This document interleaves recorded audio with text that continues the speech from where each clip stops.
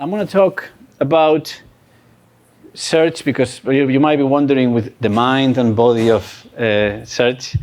I'm going to talk about search in a particular light. I'm going to talk about search in the light of the way people see it, perceptions, affects, emotions, and feelings. And I'm going to talk how we productize upon that way of seeing search. Yeah? Now, to do that, to talk about search in the light of perceptions, affects, emotions, and feelings, I'm going to use this structure. We have an introduction, of course, giving you a little bit of context. We have three specific questions that hopefully with a little bit of your help, so pay attention, I'm going to be able to answer. These three questions are, how do we arrive at knowing that search is good? Okay. They appear to be simple questions, but they're not. The second question is, can search elicit an emotional response? And if so, which are those? And the third and the most important question, how on earth do I create a product that leverages on this? You know? And of course, Q&A, which I'll leave as much time as I can. With that, I'm going to put a little bit of context on why it's important to look at search from the perception angle. Why is it important? You know, because we invest so much time on the logic and the reason of search that we spare very little time to the emotional aspect. That inevitably, I believe, and this is my proposition to you, I believe it has.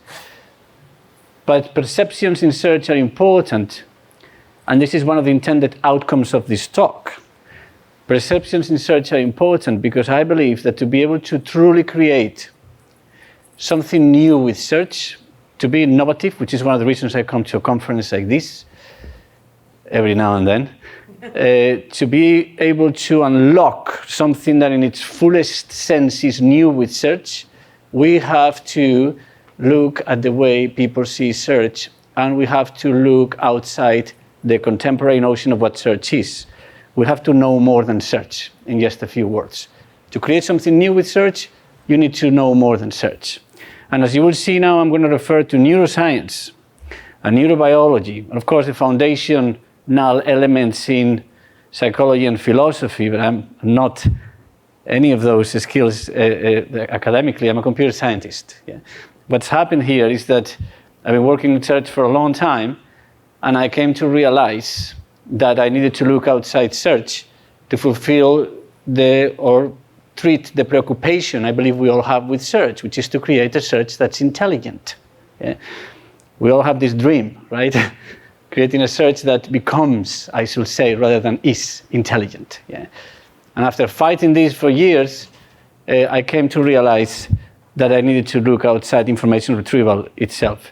Now, I put that in there to underline this key theme of looking outside search itself. This is a letter somebody sent to me a couple of hours ago from an exhibition of Stanley Kubrick in London. Yeah, and it's a letter from Stanley Kubrick to the producer, one of the producers, saying, please send me somebody who knows about computers but is imaginative. You know, I have to build this machine that thinks like a human being, you know, the concept. And I dig into it, and he was so frustrated with the people from IBM that they were presenting to him a computer that was like a room that you walked in. This is 1960-something, right? And he was looking for somebody who could help him to conceptualize this idea of this dream of a search that thinks like a human. And he was looking for someone, not just a stick-in-the-mud type, which I hope you all are. And now coming back to this, I'm going to tell you my quick experience within the context of this. You might have different experiences within your timelines, but to me, when I started to deal with search, the big thing was semantics. It was a lexicological approach to search. And that was the thing that defined intelligent search. So intelligent search back then was a lexicological interpretation of thinking. The mechanics of thinking, to me, were presented as the usage of language. So search was growing with entity detection, natural language processing, etc., which of course is crucial. I gave us value, but then I worked in autonomy in Cambridge, and we were told, no, intelligent search is not anymore semantics. It's about probability. It's about associations and clustering. And we use service information theory and Bayesian inference to try and come up with that. And we define, therefore, intelligence as associations, clusters, groups, relationships. But then that changed again. And then we moved to what we have today in its contemporary sense of machine learning and AI, which is just that sophistication of what you saw before on probability with the availability of immense amounts of data, needless to say, etc., that made it flourish. Now, this is, from our perspective, not enough. And these three angles that we've been seeing and have given us layers of value into search, they don't help, from my perspective, to build the notion of an intelligent search. And this is why we started to look to neuroscience, to look at a definition of intelligence that we could then use as the destination of where we wanted to take search, that we could have fixed and framed in the future. And the definition of search that we adhere or thought to is from the neuroscientists. Neuroscience is such a changing discipline, but today, who believe that intelligence is feeling, perceptions, emotions, affects, and feelings. That our capacity to emote is the motive that triggers intelligence. Okay? Our capacity to emote is the motive that triggers intelligence. So we thought, okay, guys, we have nearly 60 people in empathy dedicated to search, and we said, okay, let's have that as a goal. Let's have a goal, a search that has a capacity to negotiate the effects and feelings that search can trigger and create a product to that. So we can abstract from a search that is just a brain to a search that is also a body, and hence the notion of the mind and the body, a brain and a mind, and as well a body. And that's what we did. And to illustrate this very quickly, here is the new radar of what search was. Before we had a search that was, whatever architecture you follow, and all the information retrieval logic and components that you might have in there, but we said, no, this is not enough. We redefine the boundaries of what search is, and we incorporate also the form, the interface.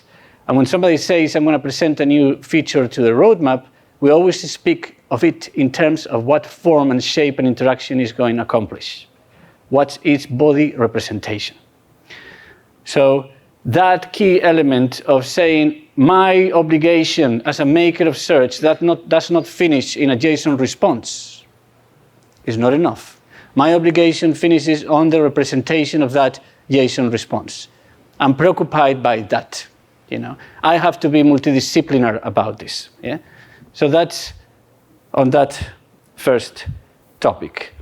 Now, I need your help now. And I have a pen. Somebody here, these Hilton pens are fantastic, by the way. They're the best. And I have a pad, and I need a volunteer to write down for me some words in here. Who can help me with that? Come on, you can do it. Yes. Now, you guys, what people are going to say now, you have to give me one word, one term, that defines from your point of view what a good search is. Just one. Okay? One, go? Relevant, good. Relevant it is. One more word that describes good search. Satisfying, good. Educational, very good. Success. Sorry, success? Good. Sorry? Accurate, very good. More words in there. Come on, we are a lot of people in here. We can say things.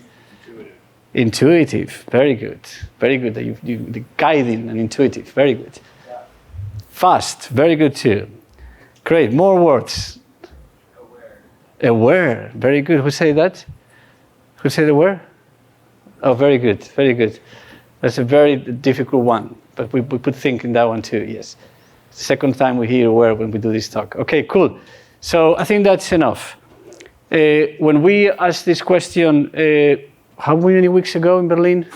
Don't know, 6 weeks ago, we had two horizons to those answers. Questions that are fast, relevant, precise, and people commenting that all the subjective comments in there. So we have in there relevant, satisfying, educational, success, fast, and we have the awareness, the educational, the accurate, and the satisfying. The satisfying is very cool.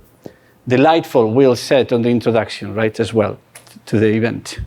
So these two horizons are equally important, but we tend to consider only the first. We tend only to think, search in terms of the logic and the rationale, which is, of course, important. It's crucial and provides value. But the proposition that I'm making is that it's also important to consider the subjective, the emotional. And now, this is all pointless if we cannot create product upon it. And this is what I'm going to tell you right now is one of the most important things to try and create new innovations with search that incorporate both the mind and the body of search. And it's the following. We need to succeed in creating a search that represents itself. And to do that, we need to understand the type and the nature of the things people can feel on the subjective when they use search. The type and the nature. The most important of all the different effects that we work with is trust. And I'm going to show you some samples of that. We call this the Netflix pattern. So what we do, because we started to introduce personalization in search, I think we were pioneers back in 2015, and we did a lot of projects with personalization research, and then we were getting a lot of questions and feedback. How am I seeing those results? Why am I seeing those by wisdom of the crowd? Why my results are changing? And we started to think, how can we introduce an element of trust to the UI of search? And we started to play with this idea we call the Netflix pattern. We started to show, okay, you're seeing this because you bought that. You're seeing that because you clicked there. You're seeing that because that's trend, you know? And then we were thinking, oh, this is interesting. We can play with this. How can we then extend this further? And we started to use a lot of the history of queries, etc. And we started to use a lot of merchandising strategies. And we said, what if we tell which products are being merchandised on the UI? And we evoke that notion of trust. Yeah? So we started to play with that further. And, sorry, I've moved fast there. And we were wondering if we could productize upon that, if we could create controls, and therefore, of course, tests, etc., of these UI elements that are designed to evoke trust within the notion of what's the responsibility of search. So now I move quickly to the second, most important from our perspective, effect in search, which is the notion of joy. So remember, trust is one, joy is the second one that I'm going to present right now. Joy, we have, 4-hour sessions to talk about this aspect, and I'm going to run through it extremely fast with the 3 things that I think are important for you to get. If you say, okay, we have this search project and we aspire to evoke a notion of joy, how on earth do you do that? It seems very complex. So remember, you need to understand the nature of joy. And this is when we started to look deeper into the notion of, and the realm of emotions and interpretations of objects and faces and places. And of course, as everything in science, there are different points of view. Very different points of view that keep balancing in and out. Yeah? But what we were learning is that the brain responds differently to faces, as I'm doing right now with you, than to objects and places. Okay? And what is an interface of search? An object, isn't it?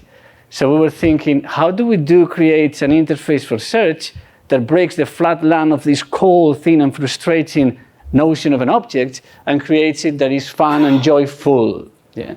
So that's when we introduce the concept of the Gribbles, double B, the Gribbles. And the Gribbles are a category of objects that when you look at them, especially when you apply elements of motion and correlated action, they are treated by the brain as if it was a face. So there is a noble category of objects that you can present to a human being, and the brain is tricked, thinking it is not an object. It thinks it is something else. It knocks on the part that deals with faces. That what I'm telling to you is not absolute in truth, and is what, is a position of view in this problem, as everything is.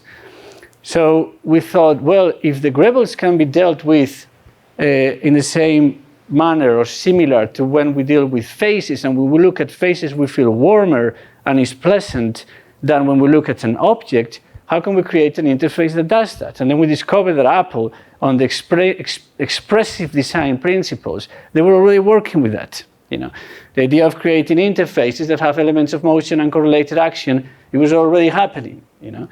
So we took these two search interfaces and we started to add those elements.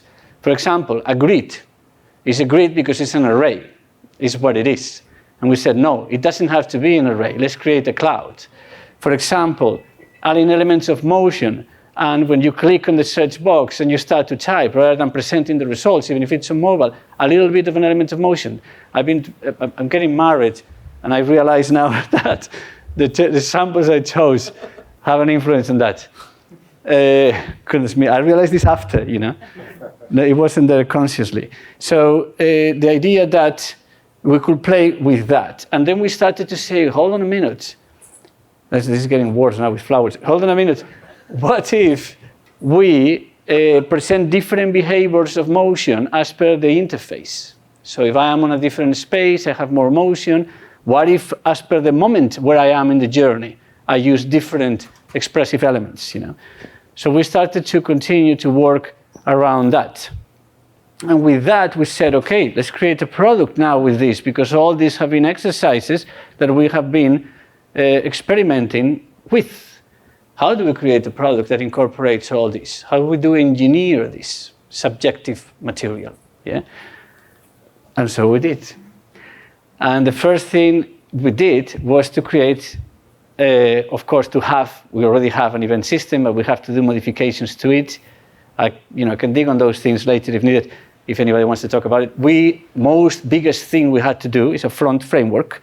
We call it X, or interface, that rather than having features in it that do spell check, related tags, autocomplete, this front framework encapsulates in each function the way those things happen. So how the interaction is going to take place. So we did that. And of course, we had to put controls. And we realized that before we were giving merchandising controls to a person to say, I'm going to boost this. And we said, hold on a minute, we have to give now controls to say, I'm going to add motion or not. I'm going to add the Netflix pattern or not. So we started to introduce those controls. And of course, we needed an MBT tool, which we already had one, but we had to modify. So the MBT tool, pretty much we were okay with what we had. We had to modify to capture the pure UI elements and not just JSON responses. And to illustrate this very simplistically, there's a site when we add this front framework, and then we invoke all the event system, so all the different behaviors that we are capturing and the display that we do of those are incorporated into a whole wrap-up. In this case, we use Vue. We use Vue for the framework because of the study that we did on performance and the easiness of compatibilities. But that's something I'm happy to share details if anybody wants to know more about that. And then with this front framework, we also started to play with it not only for commerce, but also for content. And we started to create it extremely light for mobile environments. And it's been also very successful where we give to a new search instrumentation already the front, and all that we have to do is the customization of the styles, etc. But all those behaviors are in there already. So when you have to do a search project to fill the gap with this front framework, in the past we call it the overlay, then it became layer, and then it became X to its most mature sense. And it gave us an extraordinary agility and the experiential side of search beautifully. Now, what this then took us to is to the problem of controls. And this became a greater problem because we were doing more and more behaviors. Like my spell check is going to behave, it's going to kick with correlated motion to the fading out of the text. My related tags are going to come, and this is an attribute I set in my front framework, from left to right. My related tags are going to come in 0.2 seconds. They're going to come after the grid or before, and all those attributes to be part of the programmatic effort of instrumenting the front. So we're engineering on all mass customizing the front logic.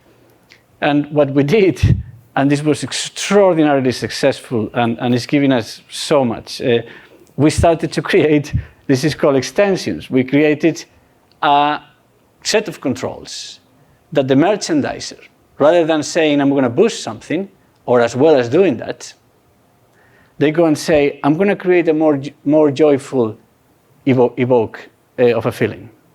So then the instant and the motion are triggered or not.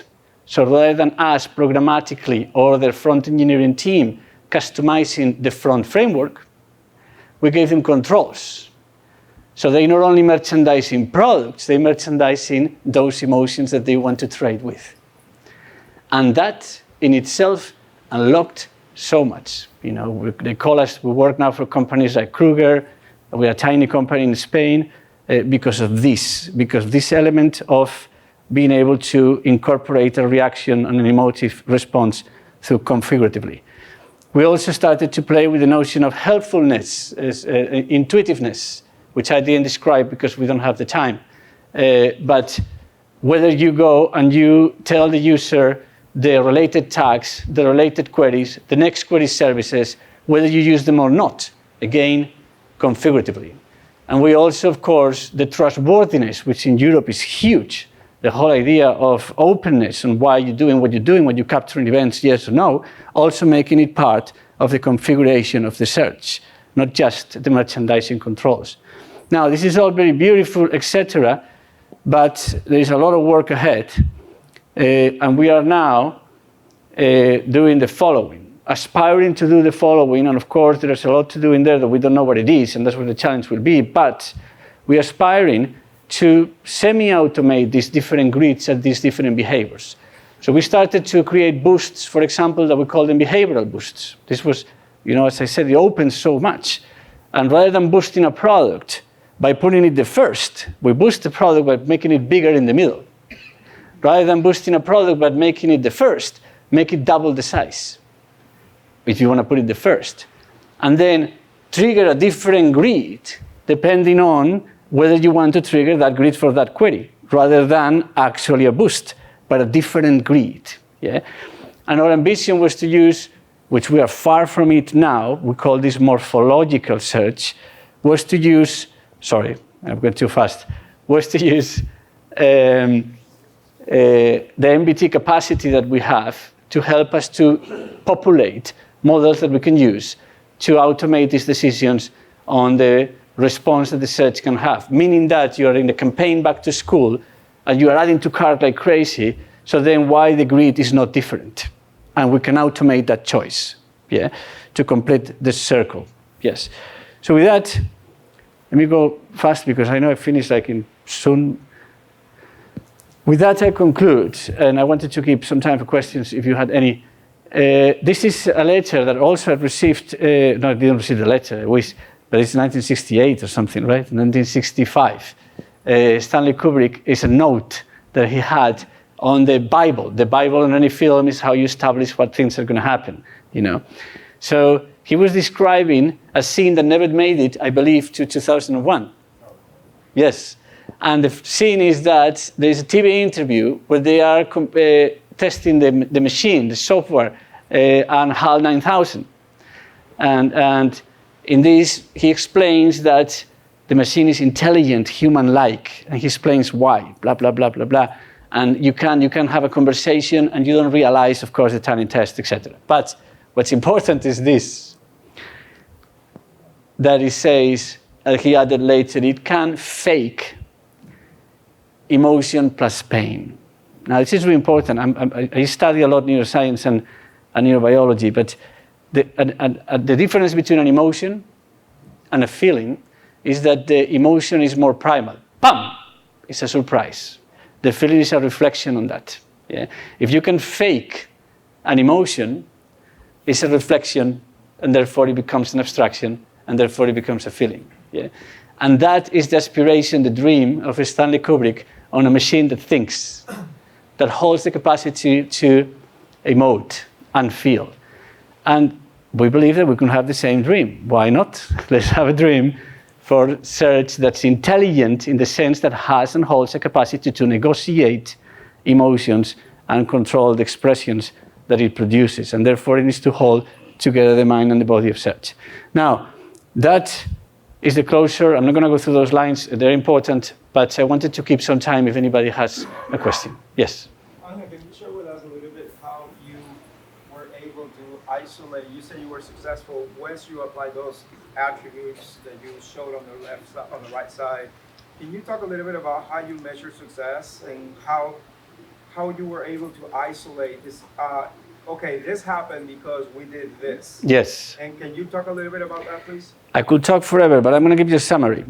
The summary is that we are not able to do that with a sufficient degree of certainty. And everything that we are able to do are approximations, and we take them as what they are. Yeah.